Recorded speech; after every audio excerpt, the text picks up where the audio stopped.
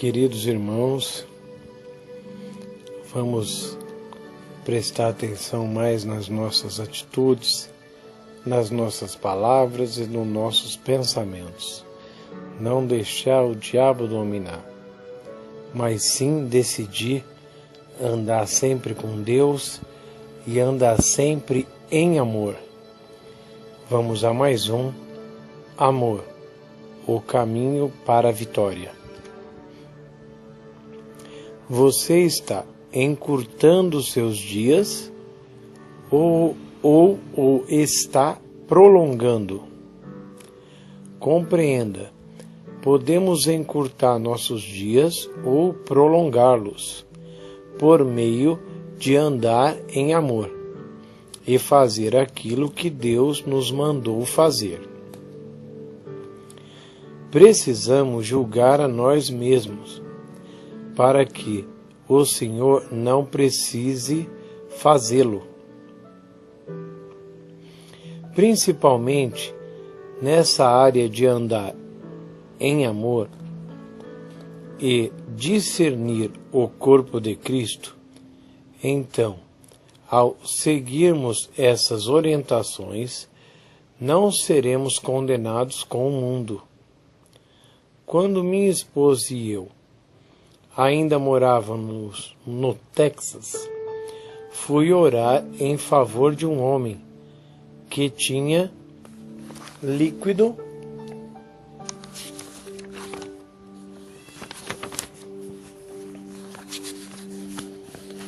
nos pulmões e com isso estava com dificuldades de respiração. Os médicos tinham diagnosticado câncer nos pulmões e afirmado que estes só poderiam ser drenados em um certo número de vezes. Declararam ainda que, depois dessas drenagens, nada mais poderiam fazer em seu favor. Fiquei em pé de um lado da cama deste homem para orar em seu favor, e seu cunhado do outro lado. Estendi a minha mão, coloquei-a na testa do enfermo e comecei a interceder. Enquanto chamava e clamava por Deus, senti uma mão quente pegar na minha mão e tirá-la da testa do enfermo. Abri meus olhos e olhei para ele. Pensava que eu tinha feito pressão demais na sua testa e por causa disso ele havia afastado minha mão. Voltei, pois, a colocar a mão na testa do enfermo. Fechei os olhos e comecei a orar. Mas a mesma coisa aconteceu de novo. Senti uma mão quente tirar minha mão daquele homem. Da terceira vez, mantive os olhos bem abertos. Coloquei a mão na testa do doente e fiquei observando tudo. Não havia nada de visível, mas simplesmente senti uma mão tirar a minha de cima da cabeça daquele necessitado. Finalmente perguntei a Deus: Senhor, por que tirastes dele a minha mão? O Altíssimo respondeu: porque ele vai morrer. Disse: mas, Senhor, ele está com apenas 43 anos.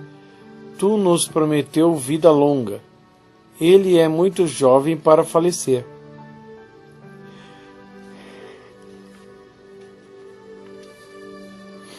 Por que isso tem que acontecer? O Senhor explicou: faz 30 anos que eu espero julgar a si mesmo, repudiar os próprios pecados e viver corretamente. foi salvo aos 13 anos.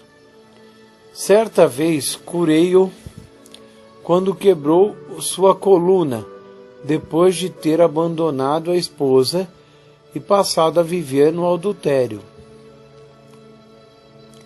Durante 30 anos, aguardei, dando-lhe a oportunidade de se julgar, mas ele não quis, de modo que eu o julguei e o entreguei a Satanás para a destruição da sua carne, a fim de que o espírito dele fosse salvo no dia do Senhor.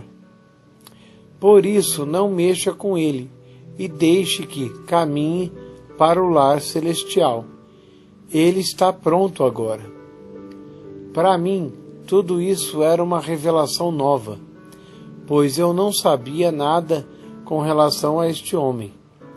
Mas quando algo acontece, não o aceito sem mais nem menos. Faço uma verificação. A Bíblia aconselha: examinai tudo, retendo o bem. 1 Tessalonicenses 5:21. Desta forma falei com a irmã dele. Contei-lhe o que o Senhor me dissera. Ela reforçou: sim, foi isso mesmo o que aconteceu. Ele deixou a esposa e foi viver com outra mulher. Certo dia, trabalhando em uma construção, caiu do andaime e quebrou a coluna. A irmã contou-me ainda que a mulher com quem ele morava não queria cuidar dele, de modo que voltou à esposa. Começou a orar e retomou a comunhão com Deus. Então disse à esposa: estou curado. Ele queria que o médico lhe removesse todo o engessamento, ao que o especialista retrucou: não, posso fazer isso. Se eu tirar o gesso agora, você ficará coberto de hematomas e cairá morto no chão. Pois bem, o homem finalmente persuadiu a irmã a pegar o facão e a cortar o facão de cortar carne e ajudá-lo a arrancar o gesso. Então ele saiu da cama e, exatamente conforme o médico avisava, ficou coberto de hematoma e caiu.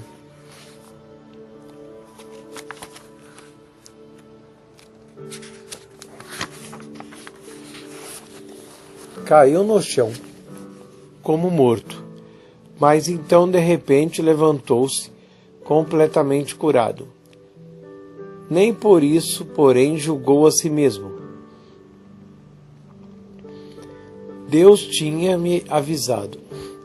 Curei-o do problema na coluna e esperei durante 30 anos que se endireitasse e repudiasse o pecado.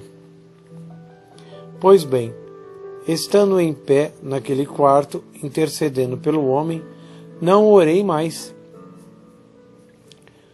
Quando o Senhor me proibiu. O homem pediu que eu levasse ao hospital para que ele submetesse à drenagem dos pulmões. Depois desse procedimento, conseguiu respirar melhor e assim voltou para casa. Não estava confinado à cama. Naquela tarde, minha esposa e eu saímos de carro para o leste do Texas, a fim de realizar uma campanha de reavivamento. O primeiro culto foi no domingo. À noite, tocou o telefone e a irmã daquele enfermo quis falar conosco. Ela nos contou: meu irmão foi encontrar-se com o Senhor há poucos minutos. Em seguida, descreveu o acontecido. Disse: o médico foi até a nossa casa e almoçou conosco no domingo. A doença deste homem era terminal, mas não estava perto da morte. Naqueles tempos, ainda conseguiria ir à mesa e almoçar bem com eles. A irmã relatou: meu irmão perguntou ao médico: Quanto tempo tenho ainda? O médico respondeu: você nem precisa preocupar-se com a possibilidade de falecer dentro de 6 meses, mas há limites para a quantidade de drenagem de seus pulmões. Por outro lado, a ciência médica está em perpétua busca de cura para o câncer, e talvez dentro de 6 meses já terá surgido a solução. Meu irmão comentou: talvez seja novidade para você que vou para o lar celestial às 22h20, nesta mesma noite. No final da tarde, sua irmã foi para a igreja. Contou ao pastor o que o seu irmão dissera. O irmão não podia frequentar a igreja porque lhe dava crises de tosse que perturbava o culto.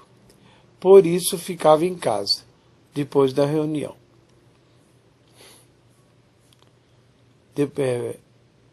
Por isso ele ficava em casa. Depois da reunião, o pastor foi de carro até a casa dele para ver como ele passava. Como era verão, um homem estava sentado na área da frente. O pastor disse àquela irmã: encontrei o carro na calçada e conversei com ele.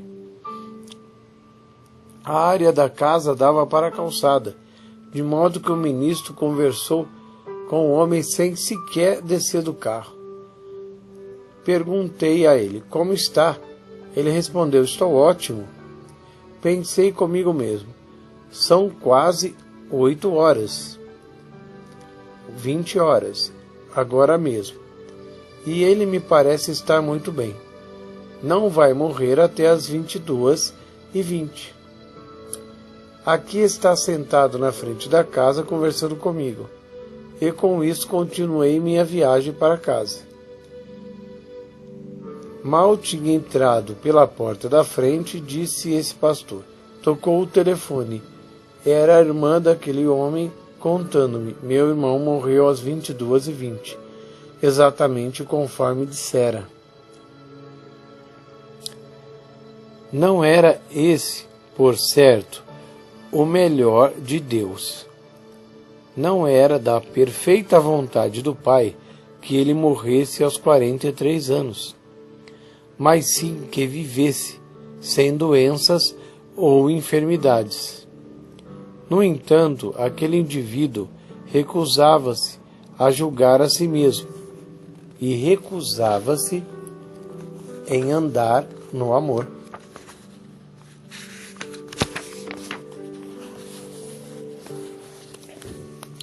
A Bíblia disse: por causa disso há entre vós muitos fracos e doentes, e muitos que dormem. 1 Coríntios 11:30. Há, portanto, causas para as pessoas morrerem antes do tempo. O Senhor não quer que seu povo deixe de viver o número total de seus dias na terra. É por esse motivo que necessitamos julgar a nós mesmos e verificar se realmente andamos em amor. Lembre-se, se você examinar a si mesmo, não será julgado pelo Senhor. O que significa julgar a si? Significa corrigir-se ao perceber um erro, dizendo: Senhor, pequei, perdoa-me, por favor. Em certa ocasião, realizei uma série de cultos de reavivamento a pedido de um pastor que era só um pouco mais velho do que eu. Naquela época, eu estava com apenas 28 anos e ele com 30. Ele era casado, tinha 2 filhos e pastoreava uma igreja que estava sendo bem-sucedida. Dava para ver, porém, que alguma coisa estava errada com a sua vida e que, se ele não a consertasse logo, entraria em apuros. Sua esposa e seus filhos iam até a mesa para almoçar conosco, mas ficavam quase tremendo de medo. O homem ficava furioso e destratava sua esposa. Finalmente, ela adquiriu uma enfermidade grave no estômago, provocada pelo seu nervosismo. Aquelas crianças pequenas ficavam com tanto medo dele que quase temiam a sua presença. O homem dava crises de raiva e andava pela casa derrubando os objetos. Se alguma coisa não lhe agradasse totalmente, derrubava os pratos da mesa, e esse indivíduo era pastor. Fiquei hospedado na casa pastoral com ele e sua família, de modo que procurei conversar a respeito. Disse-lhe: você vai estragar a saúde da sua esposa se manter esse nível de comportamento. Arruinará a vida dos seus filhos caso continue assim, e finalmente irá perdê-los. Se não parar de agir dessa maneira, abreviará seus próprios dias. Continuei. Seus filhos terão a impressão de que Deus é semelhante a você e crescerão agindo do mesmo modo. O pastor, no entanto, não queria prestar a mínima atenção em mim, nem julgar a si mesmo e andar em amor para com a sua esposa e seus filhos. No decorrer do tempo, o filho mais velho disse: pastor, o filho mais velho deste pastor cresceu e se casou.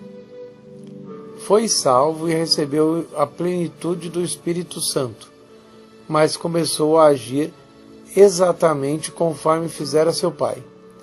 Se ficava zangado por causa de alguma coisa, tinha aquelas crises de raiva.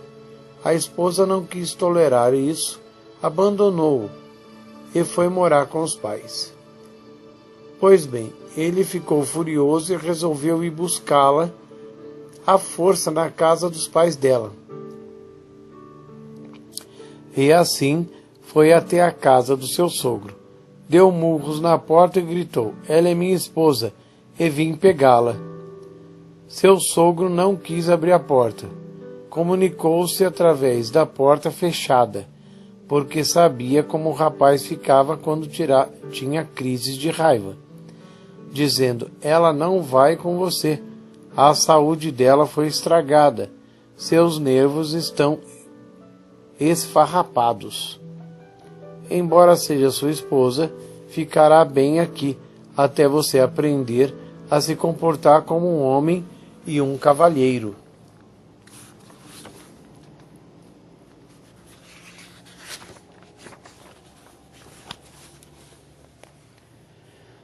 Não, ela é minha esposa e eu vou entrar aí e pegá-la. Derrubarei a porta se necessário for. Ele disse. Então colocou mesmo a porta ao chão, e o seu sogro atirou diretamente no rosto dele com os 2 canos de uma espingarda, matando-o instantaneamente. Ora, avisei mesmo aquele pastor, o pai daquele jovem, que seus filhos acabariam assim. Além disso, a saúde da esposa desse pastor ficou bastante frágil, e ele mesmo deixou o ministério pouco depois de chegar aos 50 anos, por causa do seu péssimo estado de saúde. E então algumas pessoas comentaram: aquele pregador que dirigia a igreja do Evangelho Pleno está doente, com a saúde totalmente abalada. Assim fica comprovado que a cura divina não é para todos. Mas o caso não era assim. Deveria ter se julgado e andado em amor. Aquela foi a última igreja que pastoreou. Este homem não queria julgar a si mesmo e repudiar o pecado, nem andar em amor com a sua esposa e seus filhos. Desta forma, o Senhor não teve culpa quando o homem perdeu a saúde e seus filhos tornaram-se parecidos com ele nas atitudes. Aquele pastor foi o culpado de tudo, porque não quis analisar a si mesmo, mudar de atitude e tratar corretamente sua família. Aconteça o que acontecer, vou julgar a mim mesmo. E quando errar, nem sequer vou esperar até chegar à igreja. Vou examinar a mim mesmo, sem guardar um instante, e endireitar tudo quanto precisa ser endireitado para poder desfrutar cura e saúde divinas e todas as suas melhores bênçãos. Quero prolongar meus dias e não encurtá-los. Maravilha. Irmãos, vamos orar, feche os olhos, coloca a mão no seu coração e busca a Deus com todas as suas forças. Pai querido, perfeito, maravilhoso, fiel e verdadeiro, em nome do Senhor Jesus entramos na Tua gloriosa, perfeita e maravilhosa presença, para Te buscar, Te louvar, Te desejar. Queremos mais de Ti, conhecer mais de Ti, conhecer mais Seu caminho, Suas palavras, Seus conselhos. Pai, precisamos de Ti, queremos o Senhor. Pai, Te amamos, Te glorificamos, Te exaltamos. O Senhor é tudo, tudo, tudo. O Senhor é maravilhoso. É perfeito, é infinito em amor e em poder. É a nossa respiração, a nossa vida, o nosso tudo. Não dá para viver sem o Senhor um segundo, Pai. Te queremos, Te glorificamos, Pai. Aleluia. Só o Senhor é magnífico, maravilhoso e perfeito. Pai, queremos sempre estar na Tua presença e sempre conhecer mais e mais a Tua palavra e dos Teus conselhos. E em o nome do Senhor Jesus, eu Te peço agora, Pai, desça com o Seu poder na vida do meu irmão e da minha irmã que está ouvindo essa mensagem agora e começa a queimar todo o mal, queimar todo o problema, toda raiva, ódio, mágoa, tristeza, doença, dor, caroço, miséria, vício. Em o nome do Senhor Jesus, eu repreendo agora você, demônio, com tudo que é seu, te amarro, te arranco daí, pega todas as suas obras e fora, saia em nome de Jesus. Pai maravilhoso, vamos sempre ler a Tua palavra, Colossenses, Filipenses, vamos ler a Sua palavra, sempre querer saber mais de Ti, porque confiamos no Teu amor, no Teu poder e na Tua palavra, Pai.